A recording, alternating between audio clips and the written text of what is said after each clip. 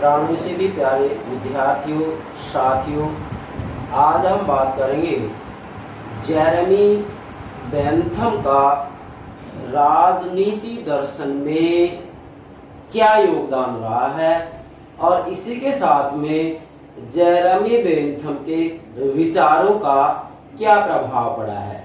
दो बातें लेंगे, योगदान और प्रभाव।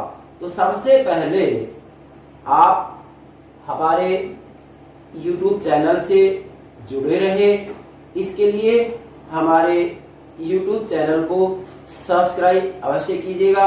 इसी के साथ में हमारी वीडियो को लाइक कीजिएगा, शेयर कीजिएगा। चलिए अब हम बात करते हैं राज दर्शन में बेंथम का क्या योगदान है। मतलब राजनीति दर्शन के इतिहास में जेरेमी बेंथम का क्या योगदान रहा है और इनके विचारों का क्या प्रभाव पड़ा है, ये दोनों बातें लेंगे।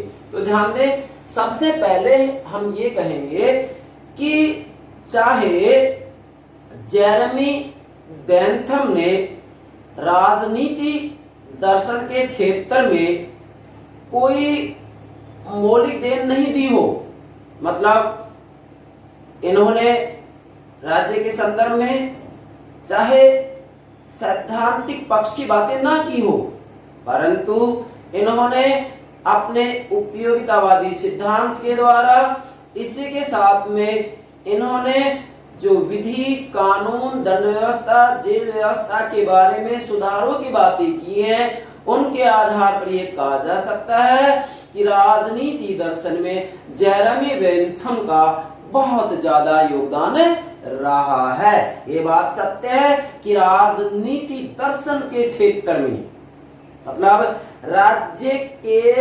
सैद्धांतिक पक्ष के क्षेत्र में, चाहे इनका कोई मौलिक योगदान ना रहा हो, लेकिन मैं क्या कह रहा हूं कि उपयोगितावादी सिद्धांत के आधार पर ही इन्होंने शासन व्यवस्था, दंड व्यवस्था, न्याय व्यवस्था, जेल व्यवस्था, शिक्षा और आर्थिक क्षेत्र में जो सुधारों की बातें की हैं, उनका प्रत्यक्ष या अप्रत्यक्ष किसी न किसी रूप में संपूर्ण दुनिया के ऊपर प्रभाव पड़ा है। और इसी रूप में हम कह सकते हैं कि राजनीति दर्शन के इतिहास में इनका बहुत ज्यादा योगदान रहा है। अब हम राजनीति दर्शन के इतिहास में बेंथम का क्या योगदान रहा है, इसकी व्याख्या कुछ बिंदुओं के आधार पर करेंगे, जिससे कि आप बेंथम के योगदान को ठीक से समझ सके। क्या भावार्थ हुआ कि संपूर्ण राजनीति दर्शन के इतिहास में बेंथम ने क्या कुछ योगदान दिया है, इनका क्या योगदान रहा है और आगे चलकर इनके विचारों का क्या प्रभाव पड़ा है, ये दोनों बातें लेंगे। तो नंबर 1, बेंथम का क्या योगदान रहा है राजनीति दर्शन में, पहला बिंदु बना रहे हैं हम, नोट करें, उपयोगितावादी सिद्धांत को दार्शनिक आधार प्रदान करना। कैसे भाई? वास्तविक रूप में भाई जेरेमी बेंथम को ही तो उपयोगितावादी सिद्धांत का जनक माना जाता है। क्लियर? हम ये बात सत्य है कि जेरेमी बेंथम से पहले सुखवादी दर्शन प्रचलित था, जिसका आधार यही था कि व्यक्ति सुख की प्राप्ति के लिए लगातार प्रयास करता है और उन्हीं कार्यों को करता है जिनसे उसे सुख की प्राप्ति होती है। जिन कार्यों से कष्ट, दुख, पीड़ा की प्राप्ति होती है, उन्हें वह नहीं करना चाहता। अब यहाँ मूल बात क्या है कि जेरेमी बेंथम से पहले ये बात सत्य है कि चार्वाक दर्शन में सुखवादी दर्शन की बातें की गई थी। इसी के साथ में हॉब्स के द्वारा भी इससे संबंधित बातें की गई हैं। इसी के साथ में हैचेसन और प्रिस्टले के द्वारा भी उपयोगितावादी सिद्धांत से संबंधित बातें कही गई थी, परंतु जेरेमी बेंथम ने ही सबसे पहले सुखवादी दर्शन को व्यवस्थित रूप दिया। अर्थात वास्तविक रूप में बेंथम से पहले उपयोगिता की बातें की जा रही थी, परंतु जेरेमी बेंथम ने सबसे पहले इन अस्त व्यस्त रूप में बिखरे पड़े विचारों को व्यवस्थित रूप दिया था, क्रमबद्ध रूप दिया था। इसलिए तो भाई जेरेमी बेंथम को उपयोगितावाद का जनक माना जाता है। तो ये इनकी देन होगी। फिर से दोहरा रहा हूं, क्या है पहला बिंदु, क्या बनाएंगे? उपयोगितावादी सिद्धांत को दार्शनिक आधार प्रदान करना, मतलब व्यवस्थित रूप और क्रमबद्ध रूप में इस सिद्धांत का निरूपण किसने किया था? जेरेमी बेंथम ने किया था। इसलिए इन्हें इसका जनक माना जाता है। ये इनका योगदान हो गया, ध्यान रखेंगे, ठीक है। अब हैचेसन ने, प्रिस्ट ने क्या कुछ कहा है, इसकी बातें हमने पिछली वीडियो में भी कर दी हैं। दूसरा योगदान, दूसरा जो योगदान है राजदर्शन में इनका, नोट करें, राज्य एवं शासन के कल्याणकारी लक्ष्य की घोषणा। कितनी महत्वपूर्ण बात है, राज्य एवं शासन के कल्याणकारी लक्ष्य की घोषणा। भाई बताइए, जेरेमी बेंथम के उपयोगितावादी सिद्धांत का जो मूल आधार है, या मैं कहूं कि इसका जो बीज मंत्र है या इसका जो आधार वाक्य है, क्या है भाई? वो अधिकतम लोगों का अधिकतम सुख। तो जेरेमी बेंथम इस सिद्धांत के आधार पर, इस आधार वाक्य के आधार पर यही बात तो समझा रहे हैं कि राज्य के द्वारा, सरकार के द्वारा ऐसे कानून बनाए जाएं जिनसे ज्यादा से ज्यादा लोगों का हित हो, कल्याण हो, मतलब जनता के हित में नीतियां, कानून, निर्णय लिए जाएं। अब जो ये बात जेरेमी बेंथम कह रहे हैं, तो क्या बेंथम का योगदान नहीं है कि इन्होंने राज्य में शासन के कल्याणकारी लक्ष्य की घोषणा की थी? क्या मतलब कि भाई शासन और राज्य का लक्ष्य क्या होना चाहिए?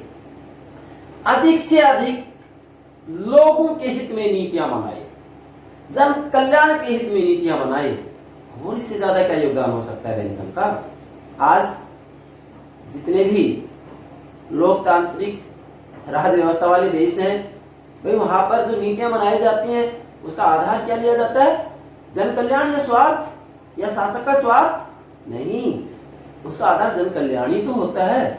तो यह भी बेंथम का योगदान है, ठीक है। तीसरा योगदान क्या है जेरेमी बेंथम का? शासन एवं संवैधानिक व्यवस्था में सुधार। नोट कीजिएगा, शासन एवं संवैधानिक व्यवस्था में सुधार। जेरेमी बेंथम ने वास्तविक रूप में शासन एवं संवैधानिक व्यवस्था में भी सुधार की बात की है। इनका कहना है कि वास्तविक रूप में जो शासन का क्षेत्र है, सरकार का क्षेत्र है, इसके अंतर्गत जैसे इन्होंने सुझाव दिया है कि उस समय खुला मतदान होता था, इन्होंने गुप्त मतदान की बात की है। व्यवस्थापिका का जो कार्यकाल है, इसके बारे में कह रहे हैं, क्या कह रहे हैं कि वह कार्यकाल 1 वर्ष का होना चाहिए। हालांकि इस बात को स्वीकार नहीं किया गया है। अगली बात क्या कह रहे हैं? इनका कहना है कि 1 सदनीय व्यवस्थापिका होनी चाहिए। अब ये बात अलग है कि आज भी ब्रिटेन में 1 सदनीय व्यवस्थापिका नहीं है, बल्कि 2 सदनीय व्यवस्थापिका है। मतलब ब्रिटिश संसद के 2 सदन है भी आज भी। कौन कौन से हैं वो? लोक सदन और लॉर्ड सभा। परंतु आप देखिएगा 1949-56 के अंतर्गत जो वहां कानून बनाए गए हैं, उनमें लॉर्ड सभा की शक्तियों को बहुत कम कर दिया गया है। आज लॉर्ड सभा केवल एक विलंबकारी सदन के रूप में शेष रह गया है। यहां तक कि लॉर्ड सभा की गणपूर्ति केवल 3 ही मानी गई है। 3 सदस्य आ जाए, कार्यवाही पूरी हो जाएगी। तो भाई बताइए, क्या जेरेमी बेंथम ने जो बातें कही हैं उनका प्रभाव नहीं पड़ा? यस, ये इनका योगदान ही तो है। अगला चौथा योगदान क्या है? रूढ़िवादी संकल्पनाओं पर प्रहार। बहुत महत्वपूर्ण बात है ये, रूढ़िवादी संकल्पनाओं पर प्रहार। ध्यान दें, जेरेमी बेंथम से पहले वास्तविक रूप में राज्य की उत्पत्ति के बारे में सामाजिक संविदा सिद्धांत दिया जा रहा था, मतलब सामाजिक समझौते का सिद्धांत, जिसकी चर्चा हम पिछली वीडियो में कर चुके हैं। हॉब्स, जॉन लॉक और जीन जैक्स रूसो के सामाजिक समझौता सिद्धांत को हमने समझाया था। अब उस समय सामाजिक समझौता सिद्धांत प्रचलित था। इसी के साथ में प्राकृतिक अधिकार, प्राकृतिक कानून की बातें की जा रही थी। इसी के साथ में दैविक कानून की बातें की जा रही थी। जेरेमी बेंथम ने इन सभी रूढ़िवादी संकल्पनाओं पर प्रहार किया और इन्होंने कहा कि राज्य शासन के आदेशों का पालन केवल उपयोगिता के आधार पर किया जाता है। शासन के द्वारा जो आदेश दिए जाते हैं उनका पालन अर्थात उनकी आज्ञा का पालन व्यक्ति इसलिए करते हैं कि आज्ञा पालन में व्यक्ति का हित है, और यदि उसकी अवज्ञा की जाती है तो उसमें व्यक्ति को नुकसान होगा, अहित होगा। तो इस आधार पर कहा जा सकता है कि जेरेमी बेंथम ने रूढ़िवादी संकल्पनाओं पर प्रहार किया है। तो यह भी बहुत महत्वपूर्ण देन है इनकी। ठीक है, अगला जो योगदान है बेंथम का क्या है भाई? न्यायिक प्रक्रिया। नोट कीजिएगा, क्या है? न्यायिक प्रक्रिया में सुधार का मार्ग प्रशस्त करना। यस, जब जेरेमी बेंथम ने इंग्लैंड की न्यायिक प्रक्रिया का अवलोकन किया तो बेंथम ने देखा कि यहाँ तो न्याय बेचा जाता है और बहुत महंगे दामों में बेचा जाता है। जो इसकी कीमत चुका देता है उसको न्याय मिल जाता है, और जो इसकी कीमत नहीं चुकाता वह न्याय से वंचित रह जाता है, और न्याय में बिना किसी कारण के विलंब भी किया जाता है। उसकी प्रक्रियाएं बहुत कठोर होती हैं, सामान्य व्यक्ति को न्याय मिल ही नहीं सकता। ऐसी स्थिति में जेरेमी बेंथम ने न्यायिक प्रक्रिया के अंतर्गत भी सुधारों की बातें की हैं, जिसकी चर्चा हमने पिछली वीडियो में कर दी है। तो इसके लिए आप हमारी पिछली वीडियो भी देख सकते हैं। तो हम कह सकते हैं कि न्यायिक प्रक्रिया में इन्होंने जो सुधार की बातें की हैं यह भी इनका बहुत महत्वपूर्ण योगदान है। जैसे मैं एक एग्जांपल देना चाह रहा हूं कि जेरेमी बेंथम का कहना है कि एक न्यायिक बेंच के अंतर्गत फैसला सुनाने वाला एक न्यायाधीश होना चाहिए, जिससे कि उसको उस फैसले के लिए जिम्मेदार ठहराया जा सके। इसी के साथ में उन्होंने कहा कि जूरी व्यवस्था की जानी चाहिए, जूरी सिस्टम, जूरी व्यवस्था की जानी चाहिए। तो इस आधार पर हम कह सकते हैं कि जेरेमी बेंथम का ये बहुत महत्वपूर्ण योगदान रहा है, और किसी न किसी रूप में संपूर्ण दुनिया के ऊपर न्यायिक प्रक्रिया के बारे में इन्होंने जो सुधार की बातें की हैं उसका प्रभाव पड़ा है। तो यह भी इनका योगदान है। अगला छठा योगदान क्या है भाई? कानूनों का संहिताकरण। ध्यान दें, जेरेमी बेंथम के समय में वास्तविक रूप में कानून अस्त व्यस्त रूप में बिखरे पड़े थे। जेरेमी बेंथम ने ही कानूनों के संहिताकरण की बात की थी कि भाई इनको व्यवस्थित रूप दे दिया जाए, क्रमबद्ध रूप दे दिया जाए। और जेरेमी बेंथम ने तो संयुक्त राज्य अमेरिका, फ्रांस, भारत और रूस के कानूनों का, विधियों का संग्रह किया था, इकट्ठा किया था, एकत्रित किया था, और उनका हम कह सकते कि संहिताकरण किया था। यहां तक कि रूस के अंतर्गत तो जेरेमी बेंथम ने जो विधियों का संग्रह किया था, इसके लिए वहां के शासक अलेक्जेंडर ने इनको भेंट रूप में हीरा भी दिया था। तो भाई इससे ज्यादा क्या योगदान हो सकता है? क्लियर? तो कानूनों का संहिताकरण के ऊपर भी इन्होंने बल दिया था, यह भी इनका योगदान है। अगला योगदान क्या है भाई? सातवां, नोट करें, राजनीति विज्ञान। बहुत महत्वपूर्ण बात है। सातवां योगदान क्या है? इसको आपको महत्वपूर्ण रूप में ध्यान रखना है। राजनीति विज्ञान में अनुसंधान, रिसर्च, खोज, ठीक है, राजनीति विज्ञान में अनुसंधान और शोध की प्रवृत्ति को प्रोत्साहन वास्तविक रूप में जेरेमी बेंथम के द्वारा ही सबसे पहले किसके ऊपर बल दिया गया है? आगमनात्मक विधि, अनुभवात्मक विधि और विश्लेषणात्मक विधि के प्रयोग की सबसे पहले जेरेमी बेंथम ने ही बातें की है, खुल करके। तो इसलिए हम कह सकते हैं क्या कि जेरेमी बेंथम पृथक चिंतक हैं, जिन्होंने आगमनात्मक, अनुभवात्मक और विश्लेषणात्मक पद्धति के प्रयोग की बातें की है, इन्होंने प्रयोग किया है। और भाई वास्तव में बेंथम ने जो ये आगमनात्मक, अनुभवात्मक और विश्लेषणात्मक पद्धति अपनाई है, मतलब इन्होंने कल्पना के आधार पर कोई बातें नहीं की हैं, बल्कि इनका कहना है कि भाई सामाजिक समझौता, प्राकृतिक अधिकार, प्राकृतिक नियम तो काल्पनिक बातें हैं नहीं, तो फिर क्या किया जाए? इनका कहना है कि तथ्यों के आधार पर, क्या तथ्यों के आधार पर राजनीति से संबंधित सिद्धांत दिए जाने चाहिए। अतः जेरेमी बेंथम के इन विचारों का आगे चलकर प्रभाव पड़ा कार्ल मार्क्स, नोट कीजिएगा इसके ऊपर, कार्ल मार्क्स जो कि वैज्ञानिक समाजवाद के जनक हैं। कौन है वैज्ञानिक समाजवाद के जनक? Karl Marx. और इसी के साथ में व्यवहारवादियों के ऊपर भी इसका बहुत महत्वपूर्ण रूप में प्रभाव पड़ा है। व्यवहारवादी, जब हम राजनीति विज्ञान की बात करते हैं तो जिसमें दो दृष्टिकोण होते हैं ना भाई, परंपरागत और आधुनिक दृष्टिकोण। तो परंपरागत दृष्टिकोण में मूल्यों की बात की जाती है और आधुनिक दृष्टिकोण को हम सुविधा के दो भागों में बांट देते हैं, एक तरफ व्यवहारवादी, दूसरी तरफ उत्तर व्यवहारवादी। तो व्यवहारवादी किसकी बात करते हैं? तथ्यों की बात करते हैं, नोट करें, किसकी बात करते हैं? तथ्यों की। तो यहाँ पर जेरेमी बेंथम भी किसकी बात कर रहे हैं भाई?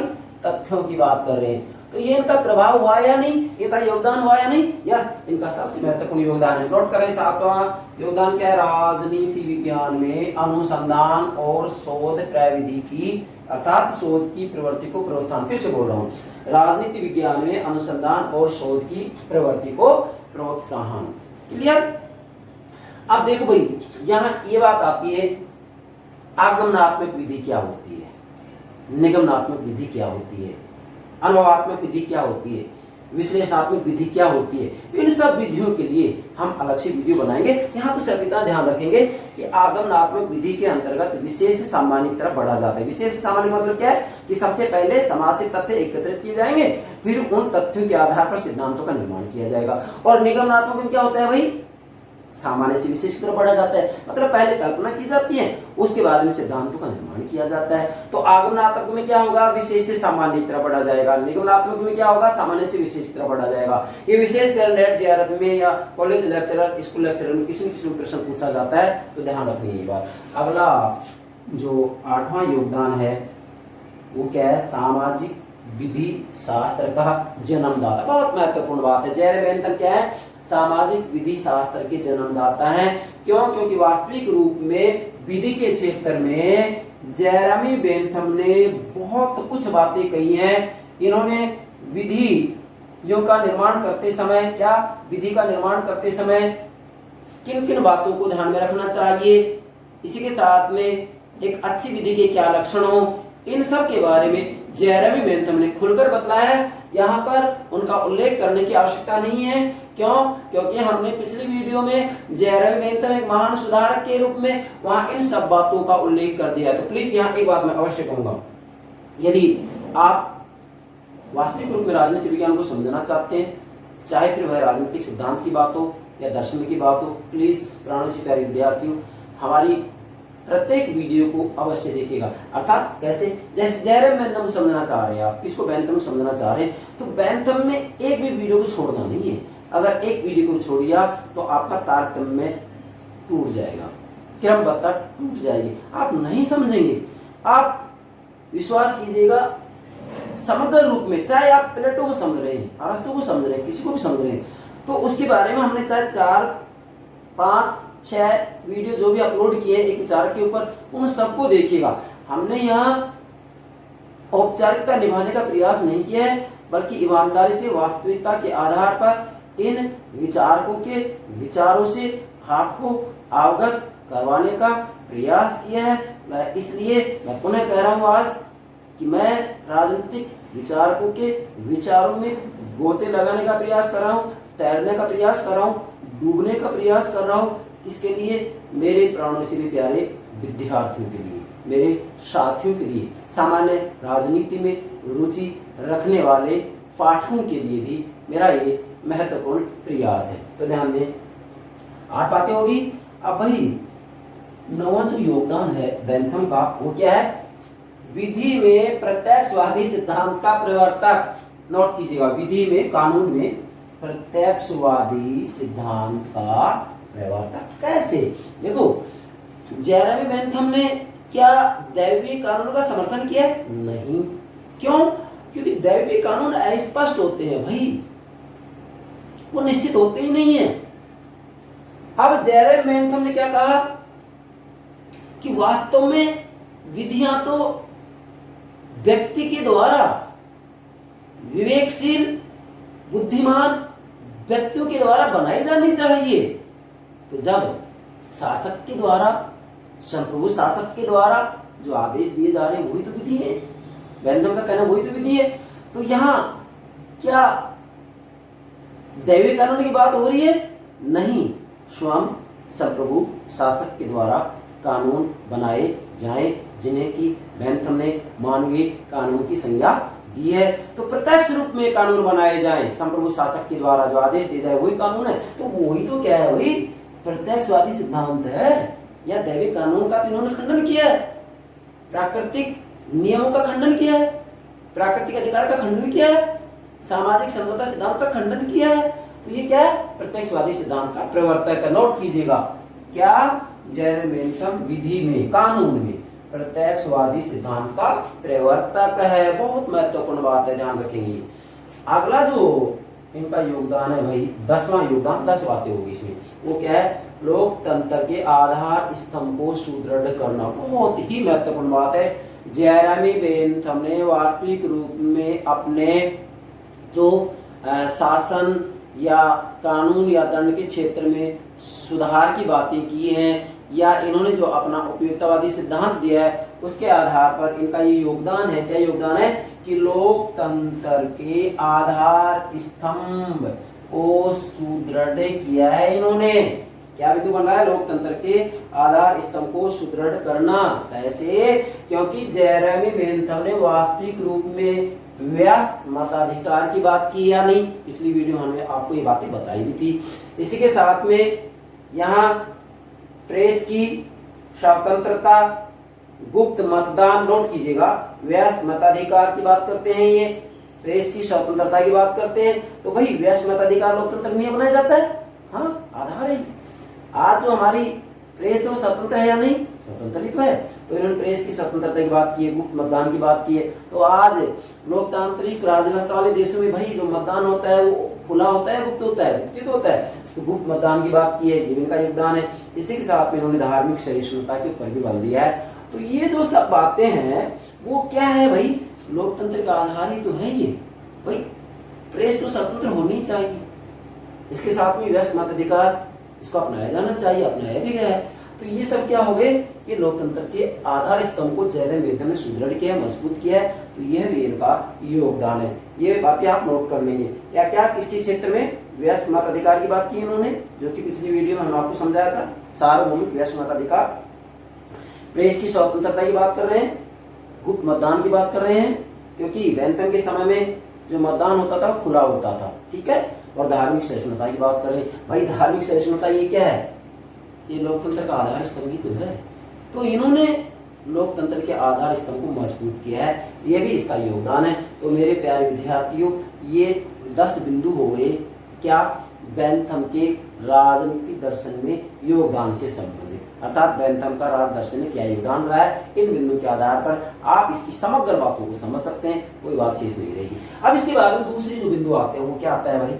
मतलब दूसरा जो पार्ट है इसका, कि क्या बेंथम के विचारों का कोई प्रभाव भी पड़ा है, या फिर हम ये कहें कि जेरेमी बेंथम वास्तविक रूप में एक मौलिक राजदार्शनिक नहीं थे, तो इसका मतलब इनके विचारों को प्रभाव नहीं पड़ा? नहीं, इनके विचारों का प्रभाव पड़ा है।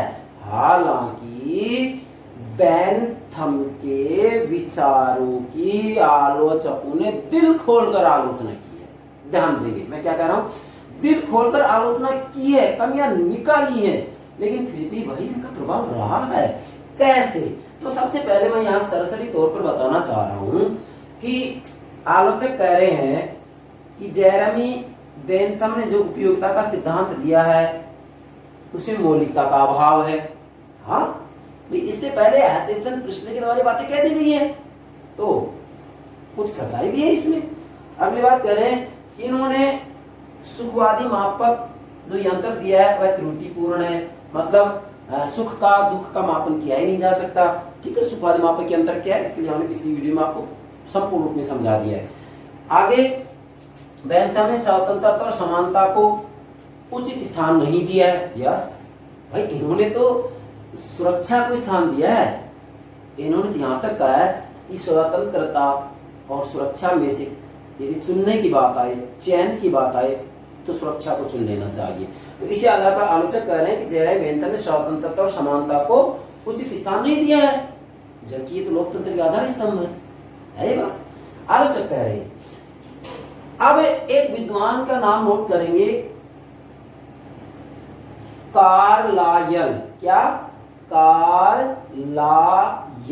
कार्लायल जो ये जेरेमी बेंथम का सुखवादी दर्शन है उसको एक नाम दिया है। क्या दिया है? सुअरों का दर्शन। जो सुअर होते हैं, सुअरों का दर्शन कहा है इसको।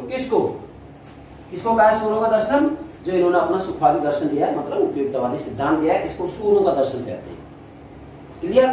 पर भाई अब इसकी कमियां और भी बहुत है, हमने पिछली वीडियो में सारी कमियां आपको समझा दी है, परंतु क्या आलोचकों की इस बात को स्वीकार कर लें हम?